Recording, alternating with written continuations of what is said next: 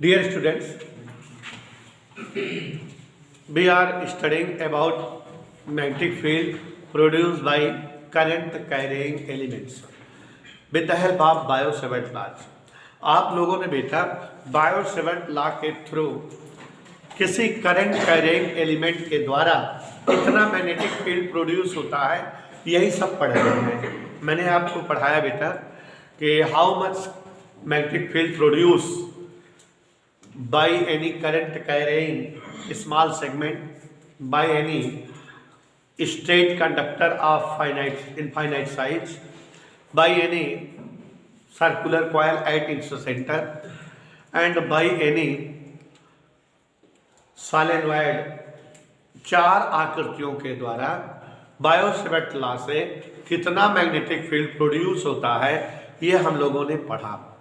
What will be the amount of magnetic field produced by current carrying solenoid, current carrying small segment, current carrying straight wire of infinite size, current carrying circular coil at its center।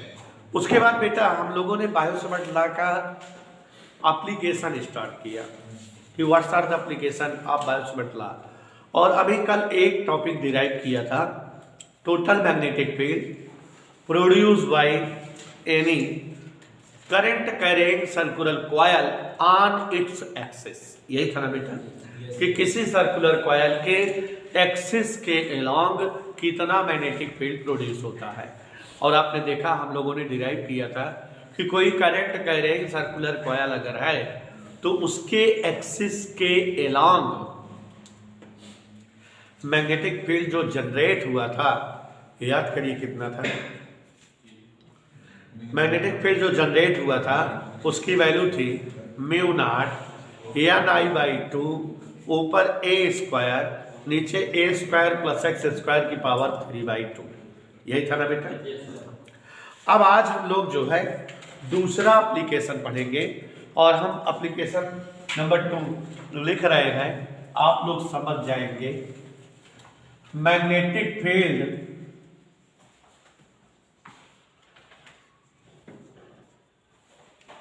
हमको magnetic field निकालना है bye any current carrying, look here, current carrying conductor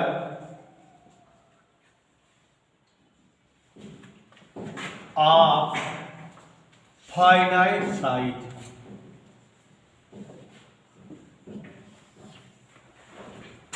heading का मतलब समझो बेटा, magnetic field by any current carrying conductor of finite size. समझ में आया बेटा हेडिंग कि कोई एक फाइनाइट साइज का कंडक्टर है और उसमें करंट फ्लो हो रही है, then what will be the magnetic field produced by this type of conductor. इस कंडक्टर से कितना मैग्नेटिक फील्ड प्रोड्यूस होगा। आप लोगों ने इनफाइनाइट साइज का अगर कोई कंडक्टर था तो उसके लिए मैग्नेटिक फील्ड पढ़ा हुआ है, याद है ना बेटा कि हमने आपको पढ़ाया था कि अगर there is a conductor of infinite size या स्ट्रेट वायर, और हम लोग जो है अगर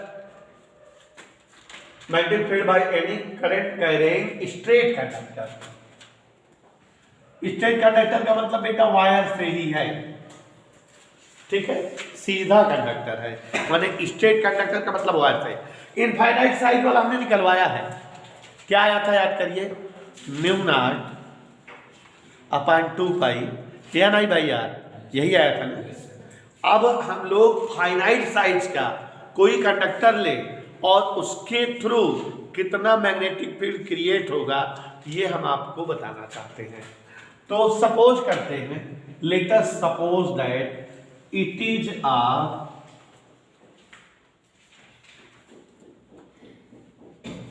straight conductor, माने स्ट्रेट वायर दिखाई दे रहा है सबको नहीं। Let us suppose that it is a straight conductor या straight wire which name is CD। कुछ भी नाम लिख दो, ABBC MNCD।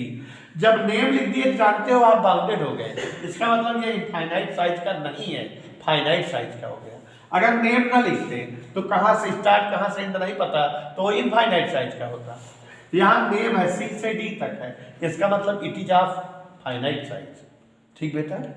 And suppose current I is flowing, मान लेते हैं करंट आई फ्लो कर रही है, हमको मैग्नेटिक फील्ड निकालना है किसी करंट कैरिंग स्ट्रेट कंडक्टर के थ्रू जो कि फाइनाइट साइज का है। तो आपके सामने फाइनाइट साइज वाला एक स्ट्रेट वायर दिख रहा है कि नहीं? स्ट्रेट कंडक्टर दिख रहा है, फाइनाइट साइज का है पक्का। तो ये फाइनाइट साइज का स्ट्रेट कंडक्टर जो दिख रहा है बेटा, करंट इसमें आई फ्लो हो रही है, इसी के अकॉर्डिंग हमको पता करना है कितना मैग्नेटिक फील्ड प्रोड्यूस होगा।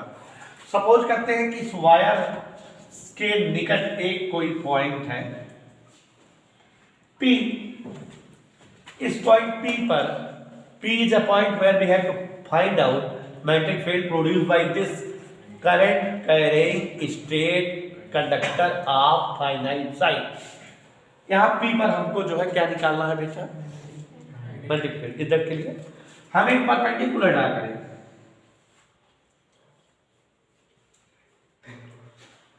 ये सपोज करो P से M एक परपेंडिकुलर ड्रा कर दिए और इसकी लेंथ सपोज करें R है, लेकिन it is R is the distance of P from the wire या फ्रॉम द स्ट्रेट कंडक्टर। अब इसमें करंट फ्लो हो रही है, इसके कारण P पर कितना मैग्नेटिक फील्ड बनेगा यही हमें पता करना है। हम सपोज कर लेते हैं बेटा कि इसका कोई एक स्मॉल सेगमेंट है EF,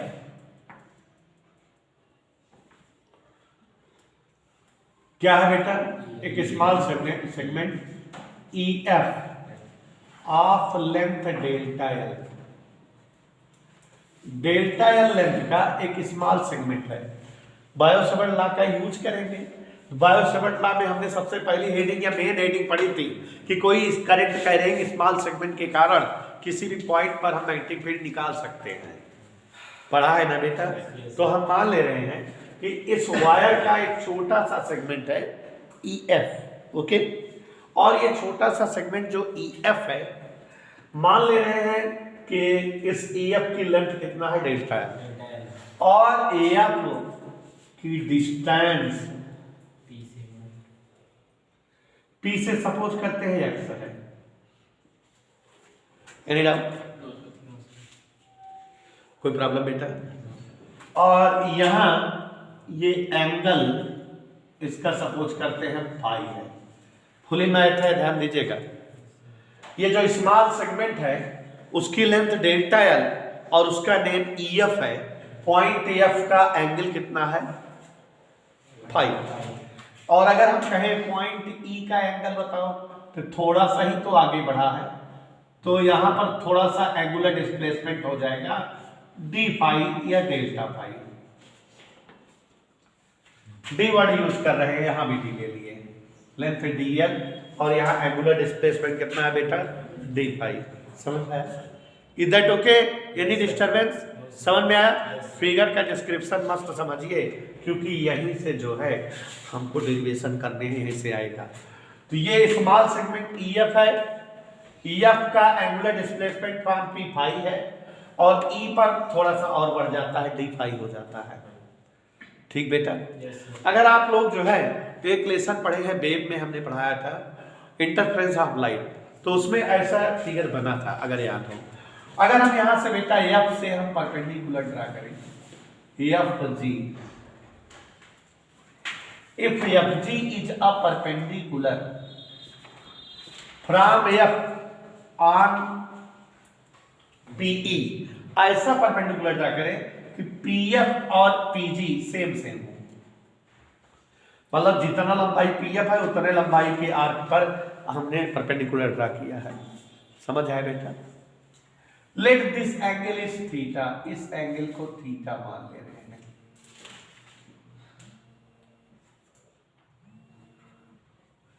ये एंगल कितना मान लिए बेटा? थीटा। ध्यान से देखिए जरा, ये एंगल कितना सपोज कर लिए? यहाँ फाई, यहाँ डी फाई, वहाँ थीटा, वहाँ फिगर दिख रही है कि और बड़ा फिगर बनाएगा? दिक्कत नहीं दिख रहा है ना बेटा? बहुत ज्यादा मैथ हो गई ना। तो इतना फिगर का डिस्क्रिप्शन समझ में आया बेटा? It is a straight wire CD. So dear students, it is a straight current carrying conductor of finite size, which small segment is EF, F angular displacement phi, और E का थोड़ा सा और बढ़ गया है, ये X है, ये R है। फिगर का डिस्क्रिप्शन समझ में आया बेटा? Any doubt? ओके, तो फिगर के बारे में हम लिखते हैं थोड़ा सा, उसके बाद फिर बाइक पूछेंगे तो आपको बताना। लेट अ करंट कैरिंग, ध्यान से देखिएगा बच्चों, current carrying straight conductor of side CD। हाँ, look here, it is straight conductor current carrying conductor of finite size name CD। Any doubt बेटा? Current I is flowing, I current, सभी लोग figure समझो बेटा, I current is flowing, math है बेटा, जानवी अच्छे समझा रहे हैं। I current is flowing through it, इतना समझ में आया बेटा? यहां तक समझ में आया? I करंट फ्लो कर रही है, ठीक है। P इज अ पॉइंट, कैसा पॉइंट है? P is a point where we have to find out magnetic field, जहां हमें मैग्नेटिक फील्ड प्राप्त करना, ठीक है। P से स्ट्रेट कंडक्टर की डिस्टेंस कितना है? R, PM इज R मान लिए हैं, और इस वायर का एक सेगमेंट क्या लिए है? EF, क्योंकि इसके कारण हम निकालेंगे फिर ऐड कर लेंगे, टोटल आ जाएगा। EF is a small segment, देखना मैं बहुत धुआंधार है इसमें, सेगमेंट ऑफ CD। इस CD का एक जो है स्मॉल सेगमेंट क्या है बेटा? MN, और EF, और EF की लेंथ कितना है? ओके, और बेटा एंगल, ये वाला एंगल क्या माने हैं? MPF फाइव, और थोड़ा सा आगे गए हैं तो कितना एंगल हो गया है? FPE,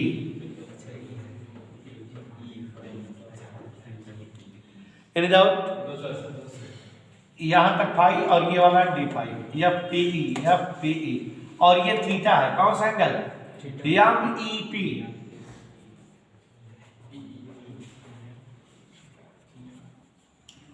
MEP। अच्छा, एक बात और बताएं कि जैसे ये अल्फांस, ये जो है स्मॉल सेगमेंट EF है, यहाँ P है, और इसका एंगल थीटा है, ये बहुत छोटी लेंथ का है, तो F से भी एंगल थीटा है, ठीक है ना? क्योंकि बहुत छोटा मतलब E और ये बहुत पास पास है, तो E का एंगल थीटा, तो F का भी एंगल थीटा, माने यह भी थीटा है, ठीक है? बात समझ में आ रही कि नहीं? Since EF is very small and if E is at theta angle, then F is also at theta angle। अगर ये एंगल थीटा है वायर से, तो ये भी एंगल थीटा होगा, बहुत छोटा है ये, E और F इतनी दूर नहीं है, E और F एकदम पास पास में ऐसे, तो E एंगल थीटा, तो F का भी एंगल थीटा। समझ में आएगा बेटा? तो यहाँ पर समझो जरा, MEP किसका सपोज किए हैं?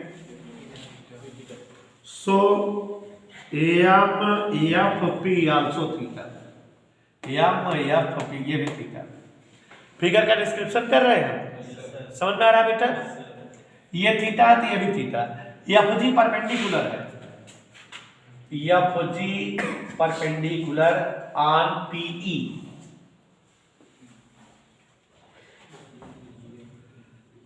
सो कैसे परपेंडिकुलर है कि FP और PG बराबर है, FP इक्वल GP, यहां से यहां और यहां से यहां इक्वल है। लेट ये F से P कितना मान ले बेटा? एफ से पी की डिस्टेंस है,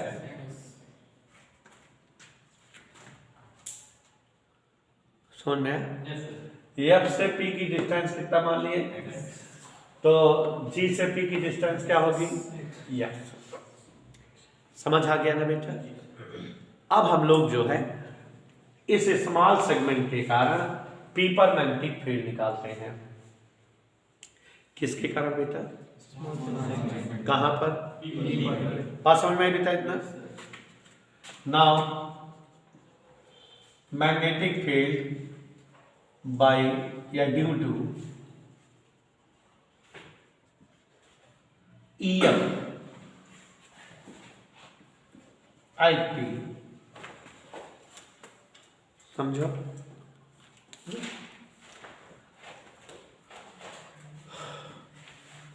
चलिए बच्चों, मैग्नेटिक फील्ड निकाल रहे हैं कहां पर, पी पर, किसके थ्रू, अब बताओ क्या होगा। मैग्नेटिक फील्ड का डेफिनेशन है Biot Savart law, mu naught upon 4 pi I delta L sine theta upon R square. यही है कि नहीं बेटा, पक्का यही है। चलो ध्यान दो, delta B B equal mu naught upon 4 pi, कौन सा फार्मूला यूज कर रहे हैं, बायो-सेवर्ट लॉ।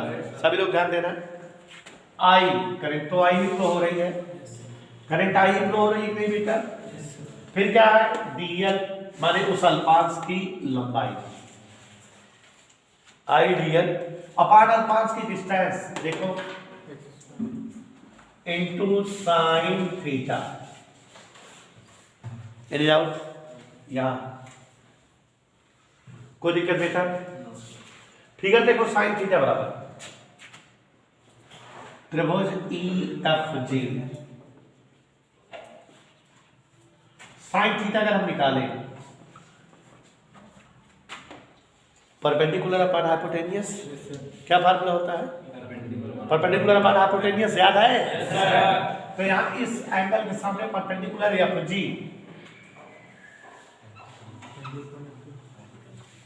और परपेंडिकुलर अपॉन हाइपोटेनियस, क्योंकि ये 90 है तो hypotenuse EF means cross multiply कर दो, DL sin theta will be FG। कोई डाउट बेटा।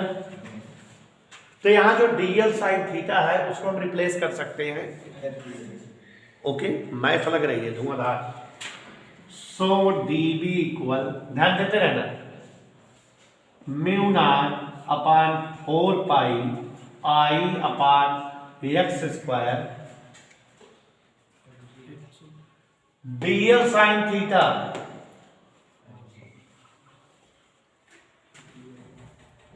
एनी डाउट बेटा। DL sin थीटा क्या हो गया, FG। ये DL sin थीटा वैल्यू FG लाए हैं कि नहीं। अच्छा एक चीज और, यहां बेटा ये P है, ध्यान सुनिएगा, it is a point P and point F P से जितनी डिस्टेंस पर है वैसे G भी उतनी डिस्टेंस पर है। FP और GP इक्वल है, इसका मतलब ये सर्कुलर पाथ है। F and G are at the same distance from P, hence FG is a circular path, और सर्कुलर पाथ में angle equal arc upon radii formula होता है। ये दोनों रेडियाई हो गई और ये आर्क हो गया। देखो काम मैं बता रहे हैं, ट्रायंगल FGP क्या फार्मूला होता है, angle equal arc upon radii. समझ में आया बेटा, angle equal arc upon radii होता है कि नहीं। ये आर्क बन गया और ये वाली दोनों साइडें रेडियाई बन गई जो कि x से x है। समझ में आया कि नहीं बेटा, एक बार मल्टीप्लाई कर दो, FG इक्वल FG वैल्यू कितना आ गया बेटा, आया, पुट करते हैं इसमें। सो DB दिख रहा है, मैथड वाला mu naught upon 4 pi I upon x square F G पहलू,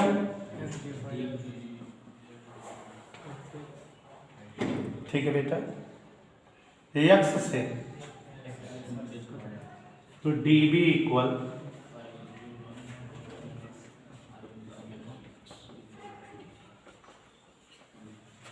कोई दिक्कत समझ में आ रहा है? कोई दिक्कत बेटा? मैथ है पूरी। देखो बेटा, हमको चाहिए magnetic field produce by current carrying street wire और पॉइंट पी पर से जिसकी डिस्टेंस आर है। अभी तो इसमें आर नहीं सेट हुआ, आर सेट करें, क्या एडजस्ट करें बेटा? आर। तो ये ट्रायंगल आओ एम एफ पी, कौन सा ट्रायंगल में आ गए? M F P, M F P.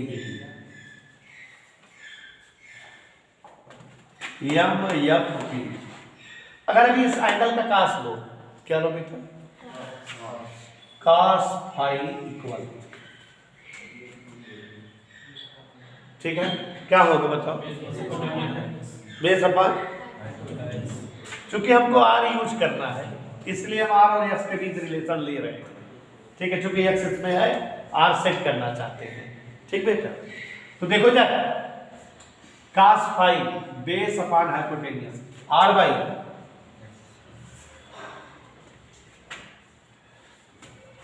Base upon, तो एक्स इक्वल,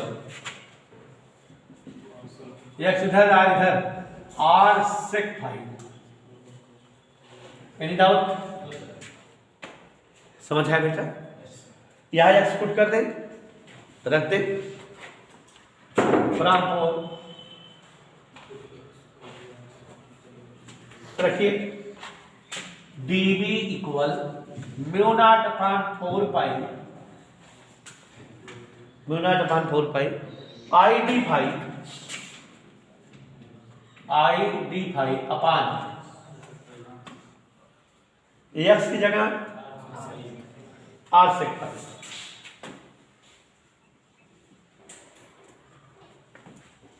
एनी डाउट बेटा?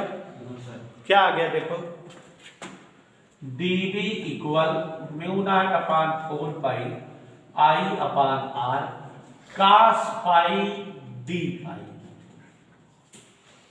सेक ऊपर गया, अब हमारे पास करंट की वैल्यू आई सेट हो गई, डिस्टेंस आर सेट हो गई, ठीक है। तो हमारे पास अब जो है इस स्मॉल सेगमेंट के थ्रू पी पर मैग्नेटिक फील्ड पता लग गया। सब मैग्नेटिक फील्ड है लेकिन हमने सेटलमेंट आर का किया, इसमें थोड़ा सा ट्रायंगुलर और ज्योमेट्री लगाकर। इतना समझ में आया बेटा? तो ये मैग्नेटिक फील्ड एफ से ई तक का है, नहीं समझे? कहां तक का मैग्नेटिक फील्ड है? यार में डिस्टर्ब कहां से 1 अपान cos फाई होगा? cos फाई वैल्यू r अपान x थी, एक क्रॉस मल्टीप्लाई किए तो r अपान cos फाई मतलब sec फाई लिखी है, नहीं यहाँ नीचे जो cos फाई लिखे हैं तो नीचे जो sec यहाँ sec फाई लिखा है, अपान में है, sec का उल्टा 1 अपान cos होता है sec की वैल्यू, तो 1 अपान cos लिखे, cos ऊपर आ गया, cos ऊपर लिखे हैं, sec नीचे है, यहाँ पे ये 1 अपान sec है, 1 अपान sec means cos। Mathematician math पढ़ो। तो ये क्लियर हो गया आपसे? क्या बता रहे हैं बेटा? It is a magnetic field produce by any straight wire, लेकिन ये कहां से कहां तक का है बताओ? एफ से ई तक का है, फाई से डी फाई तक का है। हमको निकालना कहां से है? सी से डी तक का। तो अगर हम सपोज कर लें पी से सी का एंगल फाई 1 और डी का एंगल पी से ही फाई 2 हो, नहीं समझे? If the angle of C from P is phi 1 and angle of D from P is phi 2, तो इसका मतलब ये जो हमारा एफ से ई आया है, अगर सी से डी निकाले तो फाई 1 से फाई 2 निकाले, इंटीग्रेट कर दें, that will be final magnetic field produced by whole finite conductor। complete conductor कार आ जाएगा कि नहीं? so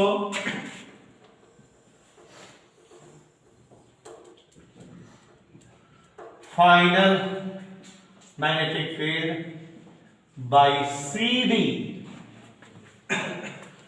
CD के थ्रू क्या होगा, phi equal integration d phi, but phi 1 से कहां तक, फाई 2 तक।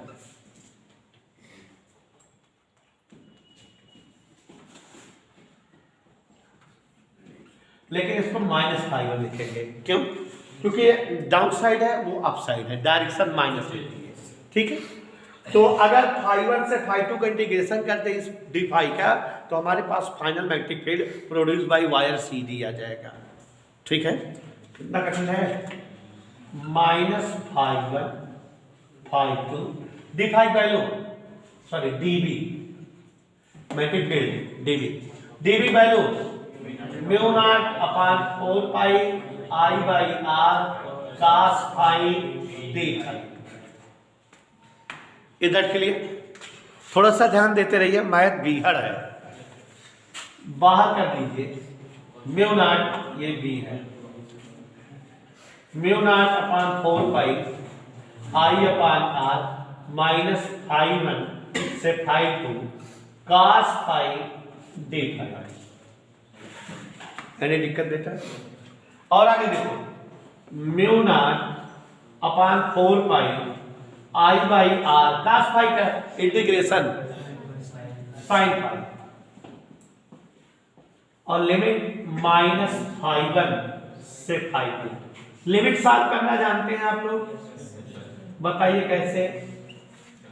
एक बार अपन लिमिट रखते हो sin φ2 ना, माइनस लगाते हो, लोअर लिमिट रखोगे sin -φ1, sin -φ1 माइनस sin φ1, फिर प्लस आ जाएगा, और यू हैव द आंसर। ये फाइनल अब जाके आंसर आया। It is the amount of magnetic field produced bye any current carrying straight conductor of finite size. हम देख रहे हो मैथ बिहार है बेटा, तो क्या करें। और हर टीचर के बस का भी डेरिवेशन नहीं है, वही टीचर अच्छे से एक्सप्लेन कर सकता है जिसको फुल मैथ का कमाल हो। नहीं तो हमने बहुत सारे टीचरों की कॉपी देखी है, रखते हैं इधर से उधर डायरेक्ट लिखा देते हैं, लेकिन आप हमसे जहाँ पूछोगे वहाँ एक्सप्लेन कर सकते हैं, क्योंकि I am touch of math के टच में हूँ, इसलिए बता सकता हूँ। लुक हियर, इसलिए मैं मैथ से जुड़ा रहता हूँ, क्योंकि बेटा मैथ की रिक्वायर्ड बनती है फिजिक्स में। एक बार और जानवी कहने पर देखो जरा यहाँ से, let us suppose that CD is a straight conductor या straight wire of finite size. Name बोल दिए तो इसका मतलब बेटा ये फाइनाइट साइज हो गई, नाम बोलने से। समझ आया बेटा, कोई दिक्कत? इसमें current is flowing, we have to find out magnetic field produced by this current carrying straight conductor of finite size. Let P is a point from distance R। इस जो है वायर से R डिस्टेंस पर एक point P suppose किए, हमको point P पर we have to find out magnetic field due to this straight conductor at P पर हमको मैग्नेटिक फील्ड निकालना है, लेकिन हमें बायो-सावर्ट लॉ की हेल्प लेनी है।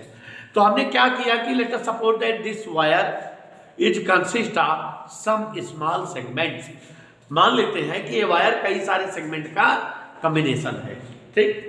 और इसका एक सेगमेंट क्या सपोज कर लिए, EF। Let EF is a small segment of this straight conductor EF, जिसमें यह पॉइंट की डिस्टेंस हमने सपोज कर लिया कितनी है, P से X से। इसके कारण P पर मैग्नेटिक फील्ड बताना है। और हमने आपको यह भी बताया बेटा कि एंगुलर डिस्प्लेसमेंट F का मान लिए फाई है, और EF चूंकि ये स्मॉल सेगमेंट है तो F से थोड़ी ही दूर E है, तो यहाँ एंगुलर डिस्प्लेसमेंट थोड़ा ही बढ़ेगा D फाई, ठीक है। E का वायर से बेंडिंग एंगल कितना मान लिए, थीटा। जितना एंगल E का है उतना एंगल किसका होगा, F का, चूंकि E और F बहुत पास पास है, स्मॉल सेगमेंट में है। B draw perpendicular FG on PE।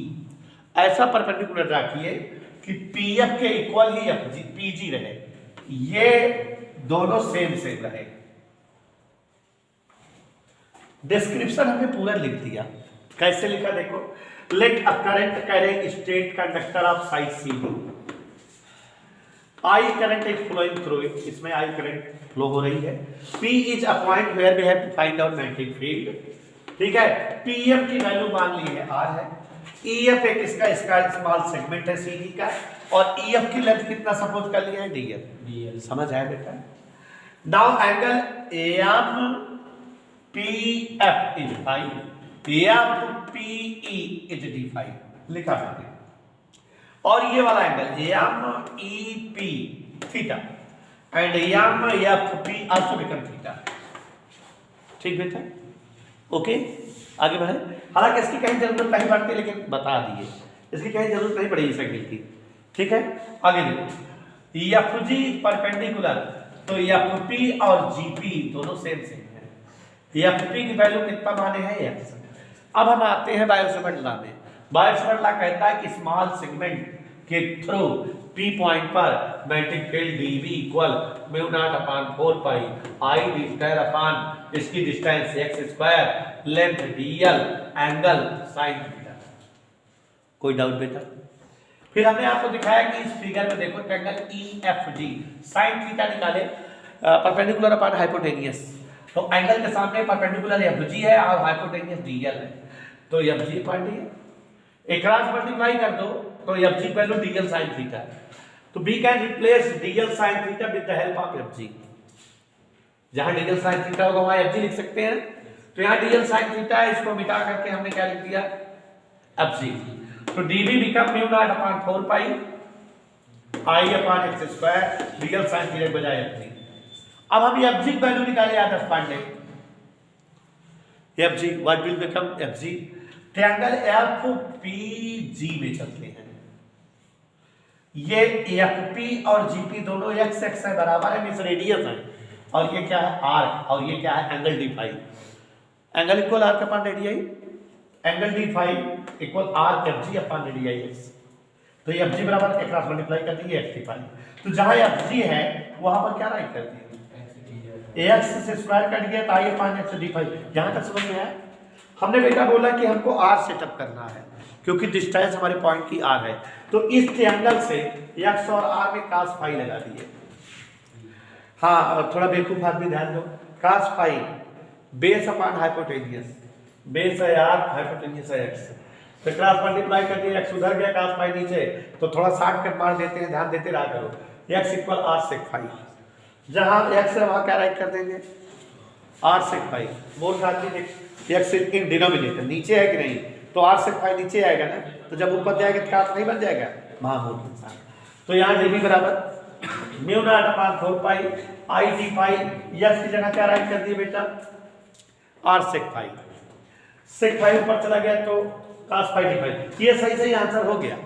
लेकिन ये आंसर हुआ हमको जब जो है इंटेंसिटी ऑफ मैग्नेटिक फील्ड निकालनी होती केवल स्मॉल सेगमेंट EF के कारण, E से F तक का ये मैग्नेटिक फील्ड है, बट हमें मैग्नेटिक फील्ड कहां से कहां तक चाहिए C से D, तो सपोज कर लिए कि P से C का एंगुलर डिस्प्लेसमेंट φ1 और F का D का एंगुलर डिस्प्लेसमेंट क्या है φ2, सपोज कर लिए angular displacement of C from P is φ1 and angular displacement of D from P is φ2, तो यहां से यहां तक अगर हमको इंटेंसिटी ऑफ मैग्नेटिक फील्ड जाननी है तो ये जो छोटे छोटे ऐसे ढेर सारे सेगमेंट होंगे सबका इंटीग्रेशन कर दें, तो total magnetic field D is integration of dV but from φ1 to φ2, φ1 नीचे इसलिए उसको माइनस लगाए कि एक ही डायरेक्शन में दोनों समझे, ठीक है बेटा, तो माइनस φ1 से φ2 dV का मान रख दिए, mu naught upon 4 pi I by R बाहर आ गया, cos फाई d फाई का integration sin phi, limit solve कर दिए तो sin φ2 प्लस sin φ1, तो ये आंसर आ गया हमारे पास बेटा total magnetic field produce by any current carrying straight conductor of finite size. आपको बताना चाहेंगे बेटा 2018 तक जो है डेरिवेशन ये नहीं था कोर्स में, 18 के बाद न्यू हेडिंग है, लेटेस्ट हेडिंग है जुड़ी हुई है, और जो चीज़ें नहीं होती वो एग्जामेबल होती हैं, पूछनी योग्य होती है, क्योंकि टीचर्स नई चीज़ें ही ज़्यादा देते हैं। हम लोगों ने खुद ये डेरिवेशन नहीं पढ़ा है, आपको पढ़ा रहे हैं, ध्यान से समझिएगा।